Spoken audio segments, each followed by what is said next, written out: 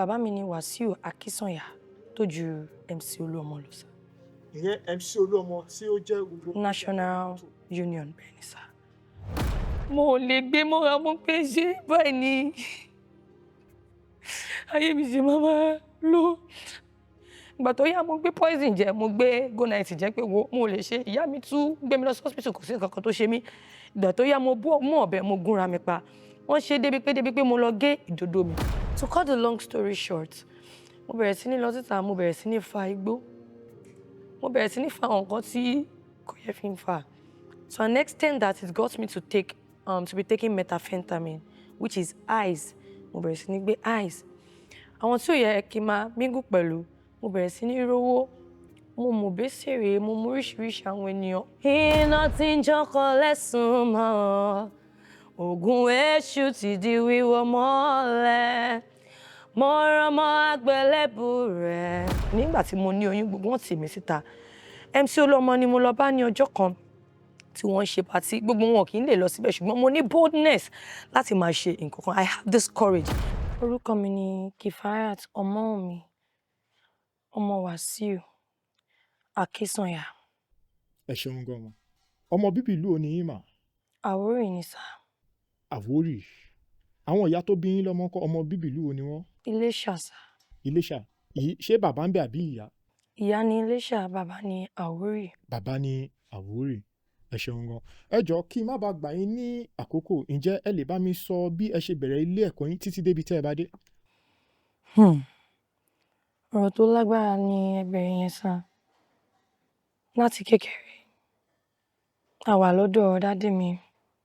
Wọ́n jẹ́ ẹni tó máa ń travel. Alájàlá ni wọ́n. Bẹ́ẹ̀ ni, wọ́n dẹ̀ máa ń kọ́lé. Grandma wa ló tọ́ wa dàgbà, èmi àti àbúrò mi.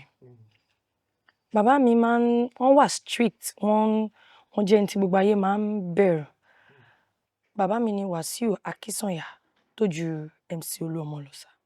Ìyẹn MC Olúọmọ tí ó jẹ́ gbogbo. National Union bẹ́ẹ̀ ni sá. So nígbà tá à ń grow, màmá bẹ̀rẹ̀ sí ní tọ́jú wa oríṣiríṣi wàhálà ní ilé. Mo gbégbá mi ò mọ̀ bí oríṣiríṣi àwọn èèyàn. Mo bẹ̀rẹ̀ sí ní discover pé mo ní ẹ̀bùn nínú family, oríṣiríṣi ẹ̀bùn. Bí kí n kàn máa kọrin, kí n lọ sí school kí n máa kọrin, kí n gbéwé lẹ̀. Èmi lọmọ tí ò mọ̀wé rárá tí kùrùsà pọ̀ ní orí ẹ̀. Ìgbà tó yá, mo bẹ̀rẹ̀ sí ní ké, kò sí anybody tó ń support mi nínú family. Yàtọ̀ sí àbúrò dádì mi tí ń ṣe Àǹtí Jọkẹ́. Lọ́ máa ń fún wa lóúnjẹ. Ìgbà tí dádì mi dé láti travel, wọn ò ṣe bí bàbá mọ́ ní orí wa. Wọ́n dédé sọ pé àwọn kọ̀ mí ní ọmọ. Bí kọ́kànra mọ́ mi, bí kí lọ bá wọn pé ebi ń pa mí kọ́ má dá mi lóhùn. Àti ìgbà yẹn ni màmá mi ti bẹ̀rẹ̀ sí ní gbọ́ bùkátà wa. Ìgbà tó yá mo rò pé kí ni mo fẹ́ ṣe láti lè máa feed àbúrò mi. So mo bẹ̀rẹ̀ sí ní jáde, mo bẹ̀rẹ̀ sí ní lọ party oríṣiríṣi. Mo bẹ̀rẹ̀ sí ní mingle pẹ̀lú àwọn tí ò yẹ kí n mingle pẹ̀lú. Tó bá di ìgbà ọdún, kò sẹ́ni tó máa raṣọ fún wa. Bàbá mi máa gbé obìnrin kí n lọ bá wọn bí ìgbà àti lọ bá bàbá mi fúnra mi máa dẹ́rù bà mí because everybody máa ń bẹ̀rù wọn. To cut the long story short, mo bẹ̀rẹ̀ sí ní lọ síta, mo bẹ̀rẹ̀ sí ní fa igbó. Mo bẹ̀rẹ̀ sí ní fa àwọn nǹkan tí kò yẹ fi ń fa. To an extent that it got me to be taking methamphetamine, which is ice. Mo bẹ̀rẹ̀ sí ní gbé ice. Àwọn tí ò yẹ kí n máa mingle pẹ̀lú, mo bẹ̀rẹ̀ sí ní rówó. Mo mú bẹ́sẹ̀rẹ̀, mo mú oríṣiríṣi àwọn ènìyàn. Many opportunities tó wá fún mi tí mi ò lò débi Koko Zaria. So ìgbà tó yá mo kúrò nílé, bàbá mi mú mi lọ sọ́dọ̀ ìyá mi nígbà tí mo wà ní 13 years old. Wọ́n ṣá lọ sọ mí sílẹ̀ ní ojú títì ní Surulere. Mo bẹ̀rẹ̀ sí ní gbé pẹ̀lú ìyá mi, a bẹ̀rẹ̀ sí ní sun orí fridge. Kò síbi tá a sùn, ẹ̀fọn máa jẹ wá. Ìyá mi máa dí lóru, wọ́n máa gbàdúrà fún mi fáṣọ bò mí. A bẹ̀rẹ̀ sí ní sun church. So mo ò lè gbé mọ́ra mọ́ pé ṣé báyìí ni ayé mi ṣe máa lọ. Mo ò lè bá bàbá mi sọ̀rọ̀, kò sí anybody tó fẹ́ support mi nínú ẹbí. Not even my career.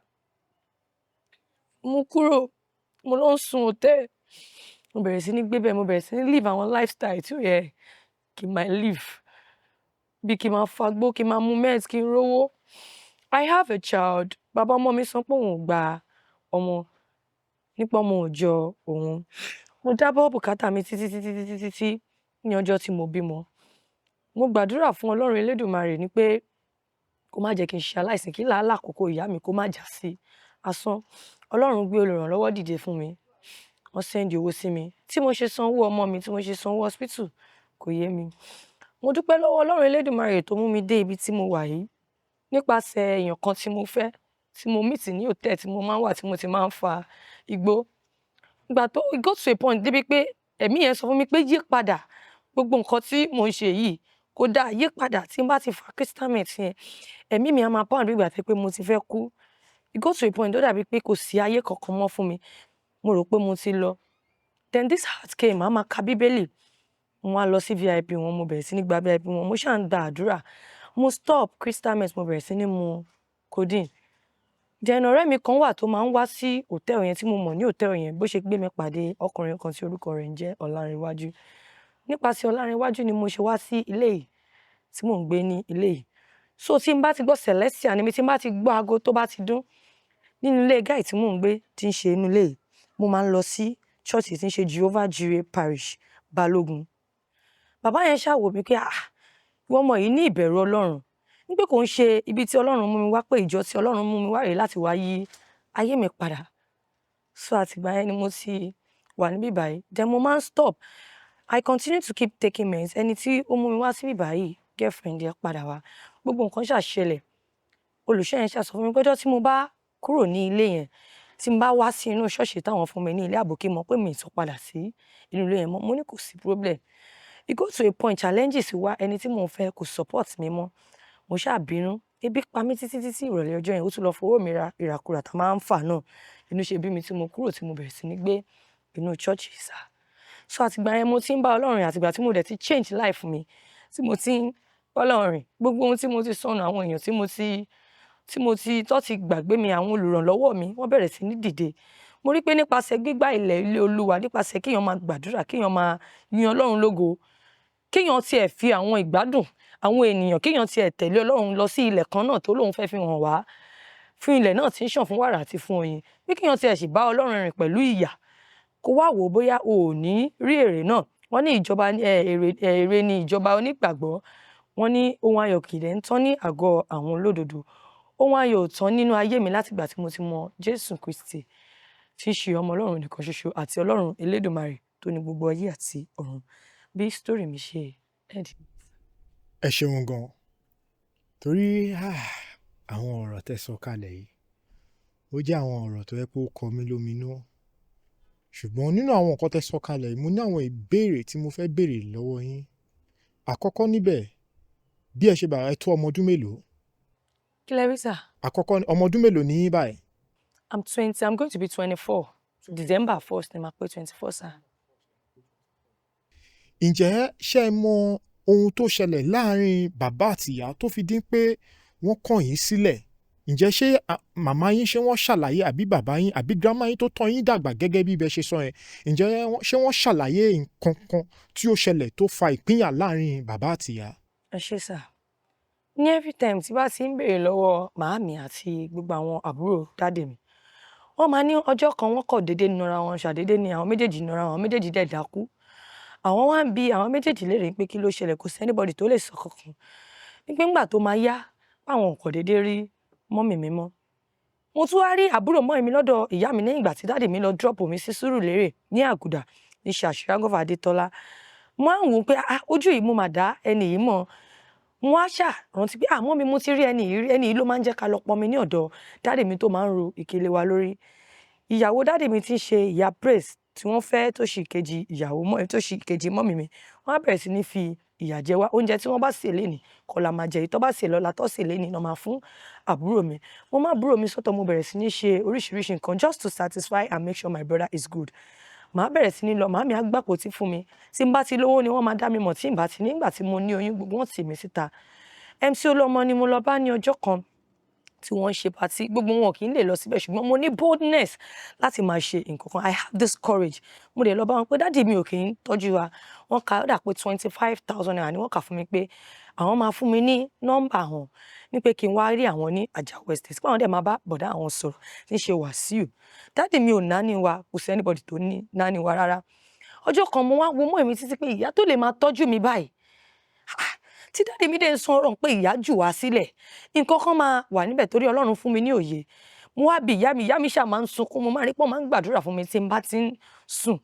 Ìyá jẹ mí gidi gan, ìyá jẹ ìyá mi. Ìyá mi try, wọ́n struggle láti travel láti lọ ṣiṣẹ́ ọmọ ọ̀dọ̀ ní outside country láti fi kọ́lọ́run tó ràn wọ́n lọ́wọ́. Ìyá mi wá sọ fún mi lọ́jọ́ kan nígbà tí mo ṣẹ̀wọ̀n tí mo kì í gbọ́ràn torí mo wà very stubborn. Mo stubborn, mo máa pa ìyá mi ní ẹkún gidi gan. Màá try láti mọ̀ pé kí ló máa ń mú mi pa ìyá mi lẹ́kún. Mo fẹ́ try láti múnú ìyá mi dùn. Bí inú ṣe bí ìyá mi nìyẹn lọ́jọ́ kan pé bàbá ẹ̀ nà mí títí láti inú oyún ẹ̀, ó sọ mí láti òkè sílẹ̀ pé àwọn tọrọ owó ní Sẹ̀lẹ̀ Express Bridge láti bọ́ èmi. Nígbà tó tún yá, ìyá dáàdì mi wọ́n kọ ìwé sí àwọn nígbà tí àwọn gbé oyún mi lọ sí ilé bàbá wọn ní Èjìrẹ́ Street ní Ilésọmí torí ọmọ Ilésọmí ni ìyá mi. Ní pé bàbá gbajúmọ̀ ní àwọn òṣèkó mọ̀ pé títí tí àwọn fi bímọ. Dáàdì mi sàn àwọn sókè láti òkè balcony ilé wa. Àwọn máa sun balcony. Ìgbà tó yá tí kò tẹ́ àwọn lọ́rùn, dáàdì máa gbé oríṣiríṣi obìnrin pẹ̀lú ẹ̀jẹ̀ nímú. Ní pé èèyàn kan nínú compound wa tí ń ṣe ìyá Àrízè títí tí mo fi dàgbà. Ìyá Àrízè yẹn náà ló máa ń fún mi ní chinchin torí wọ́n máa ń dé chinchin. She's into bakery stuff. So wọ́n máa ń bake ni wọ́n máa ń fún wa ní oúnjẹ. Wọ́n kàn máa ń wòrà pé ìwọ ọmọ yìí ò máa mọ bí ìyá ẹ̀ ṣe tó ní ọwọ́ mi. Mo gbà ìyá mi gbọ́ mo pé ṣé bàbá mi lè ṣe gbogbo orí eléyìí because tẹ́lẹ̀ kí bàbá mi tó travel out wọ́n máa ń tọ́jú wa. Wọ́n máa pariwo Kàfáyá ó yá lọ wẹ̀. Kàfáyá ṣàdédé ni bàbá mi yí padà tó bẹ̀rẹ̀ sí ní kọ̀ wá lọ́mọ tí wọ́n tọ́jú wa mọ́. Gbogbo wa ló máa ń line up nígbà yẹn tí mo lọ sí Èjìgbò Grammar School lọ́dọ̀ dáàdì mi. Ìyá mi ṣàtiraka, wọ́n rán mi lọ sí Febelac School and I stopped at SS3. Wọ́n try láti rán mi lọ sí university, wọ́n gba private teacher fún mi lẹ́yìn tí mo stop ní pé kí n lè lọ sí university. University yẹn mo try láti lọ sí mo fi waste owó ìyá mi. Then I got this knowledge. Mo ní oríṣiríṣi ẹ̀bùn. Ìyá mi ṣàbẹ̀rẹ̀ sí ní, ìyá mi olórin ni wọ́n máa ń kọrin ẹ̀mí. Wọ́n jẹ oyè ní Kérúbù. Then bàbá mi wọ́n wá pe bàbá mi ní ọjọ́ kan pé kí n lè máa gbọ́ story yẹn pé kí n lè bá mọ̀ pé àwọn ò pa irọ́ fún mi ní gbogbo nǹkan tí bàbá mi ti sọ. Wọ́n wá fi sí speaker. Bàbá mi ṣà ń bẹ̀rẹ̀ pé àwọn ò ní ná ìyá mi mọ́ pé àwọn fẹ́ fẹ́ ìyá mi padà. Síbẹ̀síbẹ̀ kò sí, mo ò lè kọ bàbá mi sílẹ̀. Ó wá di ọjọ́ kan bóyá 2 years later which was last 2 years December mọ́júmọ́ last year January ni èmi àti bàbá mi bẹ̀rẹ̀ sí ní sọ̀rọ̀. Lẹ́yìn ìgbà tí mo ti bímọ mo gbé oyún lọ, bàbá mi kọ̀ mí, gbogbo wọn lé mi jáde kúrò, kò sí anybody tó fẹ́ help mi. Mo bẹ̀rẹ̀ sí ní sun ìta, mo bẹ̀rẹ̀ sí ní sun under pákó níbi tí wọ́n ti ń ta rice, mo bẹ̀rẹ̀ sí ní sun bẹ̀. Ìgbà tó yá mo gbé poison jẹ, mo gbé go night jẹ pé wo mo lè ṣe. Ìyá mi tún gbé mi lọ sí hospital, kò sí nǹkan kan tó ṣe mí. Ìgbà tó yá mo mú ọ̀bẹ mo gúnra mi pa.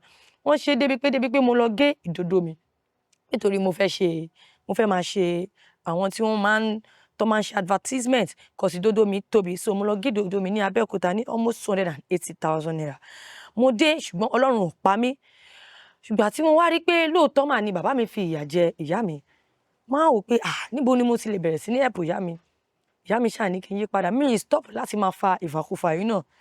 Ọjọ́ kan mo wá wo orí ara mi, mo wá mu crystal meth débi pé mo wá wò pé mo wá wo gbogbo ìrìnàjò àwọn tí mo ń bá rìn pé ṣé èmi nìkan ni? Èmi nìkan lénìí, èmi nìkan lọ́la. Yí padà, kí wá ni àwọn ẹ̀bùn tí mo ní yìí? Kí wá ló wà fún? Kí wá ni gbogbo àwọn èdè tí mo lè sọ yìí? Kí ni ẹ̀bùn àti máa ṣe irun, ẹ̀bùn àti máa ṣe dread? Torí mò ń ṣe makeup, kò sí nǹkan náà tí mi ò lè ṣe. So mo wá bẹ̀rẹ̀ sí ní yí padà díẹ̀díẹ̀. Àtìgbà yẹn mo ti wá ń gbé inú ìjọ yìí sá. Ẹ ṣeun gan-an. Lẹ́yìn gbogbo àwọn nǹkan wọ̀nyí tẹ́ ti sọ yìí, lẹ́yìn ìgbà tí ẹ bímọ yẹn tán, kí ló fa ìdí tí ẹni tẹ́ bímọ fún ò ṣe gbọmọ? Mi mọ̀, a jọ wà ní Rita Lórí Hotel ní Surulere. I'm a kind of girl mo wà used to guys because obìnrin at the end of the day wọ́n máa ń padà dà mí. So mo dẹ̀ máa ń try láti kẹ́kọ̀ọ́ látara àwọn ọkùnrin. Wo báyìí ni eléyìí ò dá, eléyìí olóṣó lélẹ̀ ni mo ṣe bẹ̀rẹ̀ sí ní real life because mo máa ń rìn pẹ̀lú àwọn tó jù mí lọ. Mo ní ẹ̀bùn láti máa like àwọn èèyàn máa ń, but at the end of the day I always get betrayed. So mo prefer kí n máa bá ọkùnrin rìn because I learn more experience. Mo máa ń ní experience ní ara wọn. ó kọ̀ déédéé pè mí mo dẹ̀ sọ fún pé mo lóyún ní mi gbọ́dọ̀ ṣẹ́ oyún yìí o wọn tó bá ṣẹ́ oyún wọn kì í ṣẹ́yún nídìílé àwọn mo máa kú ni mo máa ṣe kíni kan mo foyún yẹn lẹ̀ ìgbà tí mo bímọ mo send ẹ̀ sí pé mo máa sọ pé mo ti lóyún báyìí ọmọ yìí mo padà find out because mi ò mọ̀ pé mo lóyún títí tó fi pé 6 months to 7 months plus àǹtí mi lọ mú mi lọ sí hospital pé báwọn ṣe ń wò mí yìí because mo lọ ra oúnjẹ lọ́wọ́ Togo ní Togo wá rí mi pé ẹni táwọn ń wò pé mo ti lọ mo ní mò ń ṣe period pé mi ò ní oyún mo ṣàṣàlàyé fún àǹtí mi ṣàfi ọgbọ́n mú mi lọ sí hospital mo gbọ́ pé mo ti wà ní 6 months plus àtìgbà yẹn náà oyún yẹn náà ti bẹ̀rẹ̀ sí ní jáde because mi ò níkùn mo dẹ̀ ṣàlàyé fún ó ní mi ò gbọdọ̀ ṣẹ́ oyún náà gbà tí mo bímọ ló bá ní ọmọ dàbí àfin ọmọ ti pupa jù ọmọ òòjọ́ òun kò náání ọmọ mi kò náání mi fúnra mi ó ṣá mi ní blocking mo lọ sọ́dọ̀ ìyá ẹ̀ mo lọ sọ́dọ̀ bàbá ẹ̀ kò sẹ́nibọ̀dì tó fẹ́ gba ọmọ yẹn àwọn ènìyàn ló bá mi àwọn èèyàn tí mo mọ̀ ni wọ́n tọ́ ọmọ yìí dàgbà oríṣiríṣi àwọn tó fún mi ní bed àwọn tó fún mi ní aṣọ àǹtí kan tí ń ṣe àǹtí Josephine ní Sùúrùlérè tí mọ̀ mi fi mí tì nígbà tí wọ́n fẹ́ travel out tó tọ́jú mi tí mo dẹ̀ dúpẹ́ lọ́wọ́ wọn gidigidi because she's into acting and she knows a lot of people wọ́n dẹ̀ ti wà pẹ̀lú oríṣiríṣi àwọn ènìyàn Kelvin Ìkédùgbà àwọn náà máa ń sọ fún mi pé I still have a dream nípa àwọn ò kì í believe pé ó ti tán fún èèyàn àwọn ló encourage mi mo dẹ̀ dúpẹ́ lọ́wọ́ wọn gidigidi lóòótọ́ mo tún ṣìwàwù ṣùgbọ́n kò sí tí mo ṣe lè ṣe tó wọ́n máa ń padà gbà mí bíi àbúrò pé mo mọ̀ pé níbi tí Ọlọ́run fẹ́ mú ọ dé ìwọ ọmọ mi which tí ọ̀rọ̀ wọn padà já sọpẹ́ bí gbogbo ọ̀rọ̀ mi ṣe jẹ́ nìyẹn títí tí ọmọ mi fi pé ọ̀la náà lọ́mọ mi máa pé 2 years. ọmọ náà wà ń gbà ó wà ó sì wà lọ́wọ́ yín báyìí. bẹ́ẹ̀ ni ó wà lọ́dọ̀ ìyá mi. ìyá yín níbo ni ìyá yín yẹn nígbà tí wọ́n travel rẹ̀ níbo lọ́ travel lọ ń gbà yẹn. Saudi Arabia sá. ibẹ̀ lọ ti lọ ṣiṣẹ́ ṣọ́dẹ̀ ti dé padà ń sìn. bẹ́ẹ̀ ni. lọ́wọ́lọ́wọ́ báyìí iṣẹ́ òwò alẹ́ wa ń ṣe gangan. kò sí iṣẹ́ ọwọ́ kan tí mi ò kì í ṣe mò ń ṣe irun mò ń ṣe dread mò ń gẹrun mò ń kọrin mo lè act kò sí irun kan tí mi ò lè ṣe mò ń ṣe makeup nails eyelashes. ok ọ̀rọ̀ yìí ọ̀rọ̀ ńlá ni pẹ̀lú gbogbo àwọn nǹkan tí a ti wá sọ ń sìn ẹ̀ ń fi yé wa ní pé ẹ máa ń kọrin irú orin wo lẹ̀ ń kọ.